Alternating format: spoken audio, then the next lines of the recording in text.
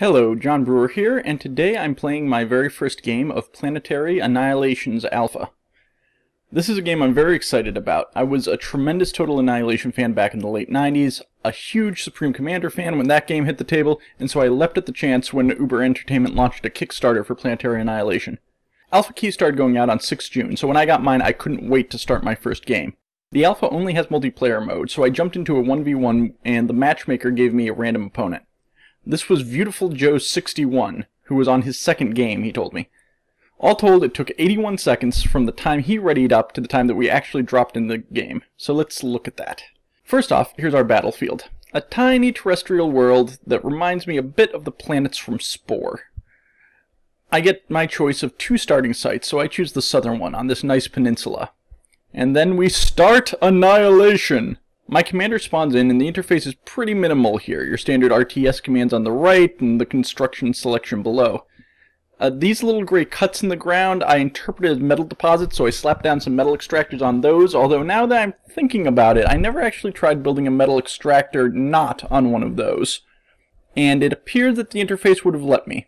Next comes the energy generators, and my first thought with those is to wonder if I get a synergy from putting energy storage next to energy generators like I did in Supreme Commander.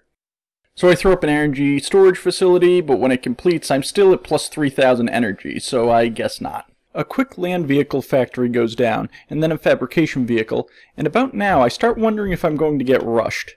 So I slap down a defensive turret, because I don't know how much of a badass my commander is. Let's fast forward through some more of the base development here, and up to my first scouting, and my real examination of the planet. Zooming out, the first thing I notice is that these unsightly scars in the northeast of my position.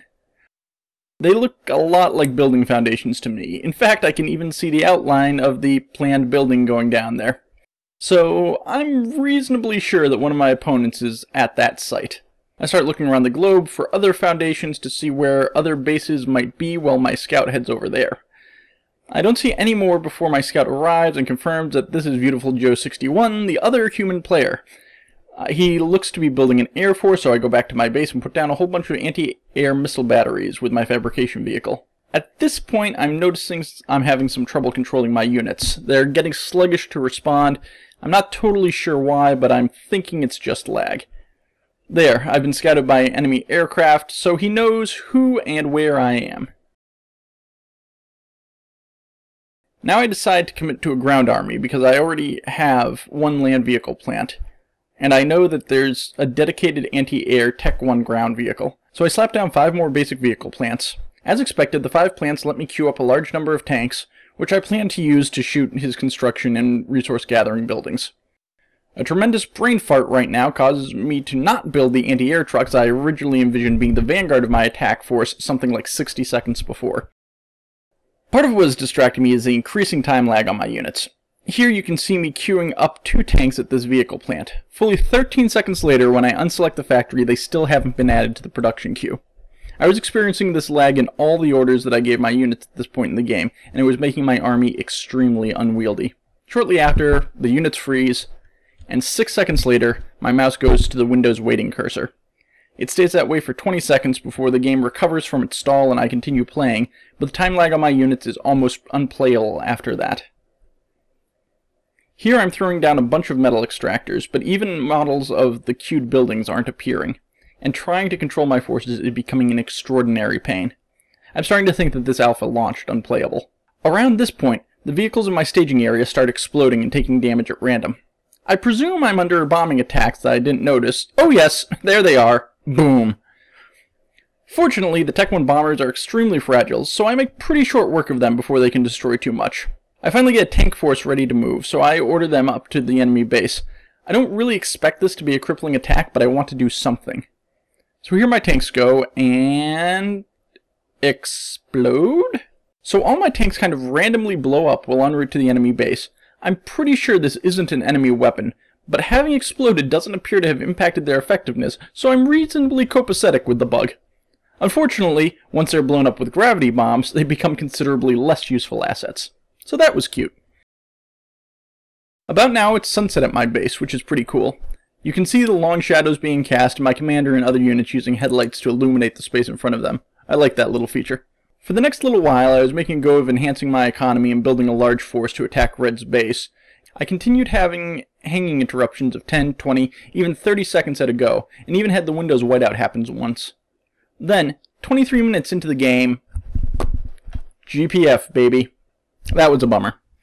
So I fired up the launcher again, launched the client, logged back in, and lo, it asked me to rejoin my game.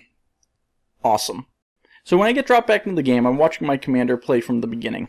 This is where my brain starts putting together the dots on the time lag that I was experiencing earlier.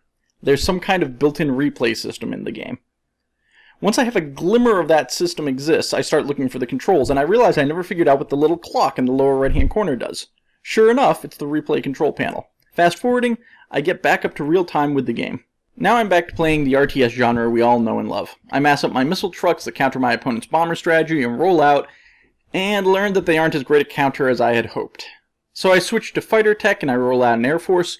I install a long-range fixed artillery cannon, but there's no range circle to tell me how far it can fire. While all those are building, I install a shipyard and try to get the naval side of the game going. Then I build the advanced shipyard. My artillery cannon, aided by an advanced radar, snipes off a few enemy units near our frontier. About now I begin to suspect my opponent has crashed out or otherwise left the game, because there's no real response. Possibly he hasn't figured out the replay mechanic and just quit when the lag became unplayable. Every now and then, I need to go back to the replay control and fast forward the game to get back to real time. Now, up at the shipyard, I see the Leviathan as an option, which looks like a beautifully slimmer version of the Millennium battleship from TA. She launches, I sync the game up to real time, and I get reacquainted with the joys of surface-to-shore bombardments. Extremely satisfied with my purchase, I queue up another battleship, and together these two pound Red's base into dust. I get an appreciation of why the replay system is here when I catch a bit of a flash on my screen, and rewind to confirm my suspicions. Yep, that was the enemy commander. I play forward again to confirm my battleships destroyed him. The rest of the game was mopping up. As I said, I think my opponent had quit at this point. There were some more fireworks as my naval task force flattened the base with beautiful explosions, and a mysterious super turret that gunned down one of my battleships. I zoomed out to find the two AI players' bases, although an overflight of the two sites revealed that both were dead, presumably eliminated by my opponent earlier.